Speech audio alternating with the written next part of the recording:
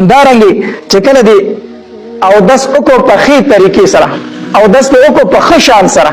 نو حدیث مبارک کې راځي نبی علیہ الصلوۃ والسلام فرمایي وای کوم انسان چې او داس وکي او د او داسنه ورسته دا دعا وایي اشهد ان لا اله الا الله وحده لا شريك له واشهد ان محمدا عبده ورسوله اسانه دعا ده کنه کوم انسان چې په خې طریقې سره او داس وکړو او د درسنه ورسته دا دعا ویلا اشهد ان لا اله الا الله وحده لا شريك له واشهد ان محمدا عبده ورسوله نو حدیث مبارک کې راځي نبی عليه الصلاه والسلام فرمایي فتحت له ابواب الجنه الثمانيه الله تبارک وتعالى دغه لپاره د اتو جنتونو دروازې کولو دا ټول جنتونو دروازې د کولو شي او وایي شي دته چې کومه دروازه باندې داخلي کې پاغه باندې داخل شي چې کومه دروازه ستاسو خپل پاغه باندې داخل شه نو چې کله به او داسو کنه دا داسنه ورسې د دعا ضرور وایا اشهد ان لا اله الا الله وحده لا شريك له واشهد ان محمدا عبده ورسوله چې دا د وی اسمان اعلان کې د ستاسو لپاره د جنت اته دروازې کولو شي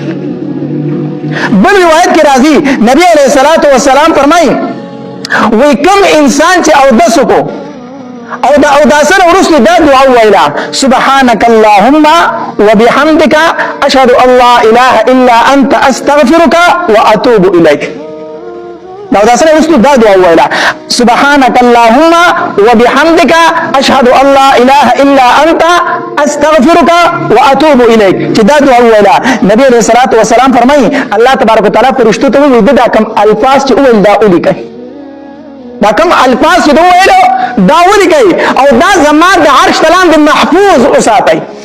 زما د عرش تلان دا الفاظ کې دوی چې کله ورځ د قیامت شي د دې بدلی به ورل بیا زور کوم چې زما د شان سره څومره خای هغه بیا زما مرضی به زما خو خدا چې ته د دې څومره بدل ورکوم خدا الفاظ چې دا وې دا ورل د عرش تلان د محفوظ کې دی محفوظ کې دی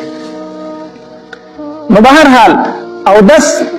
دا په خې طریقې سره په کار دی موږ او د سونه کو خودل ته لګیاو او داس کو دلته دوته نه بل سره خبرې کوم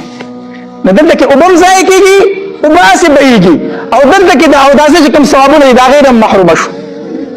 دا غیر محروم شو یو او د زمون په سمې طریقې سره نه دی حدیث مبارک کې راځي نبی عليه الصلاه والسلام فرمایي او چا چې او داس کو په خشان سره او داس کو په خشان سره او د سکو او د کور نه روان شو د جمعه ته چې په لار باندې د کوم یو قدم دی په هر قدم باندې الله تبارک وتعالى د یو درجه او چتوي یو خدای معاف کوي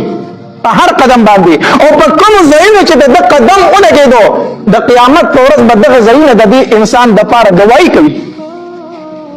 گواہی به کوي نو چې کور او داس کوو کوشش کوه چې کور او داس وکړو منځله مسجد ته راځه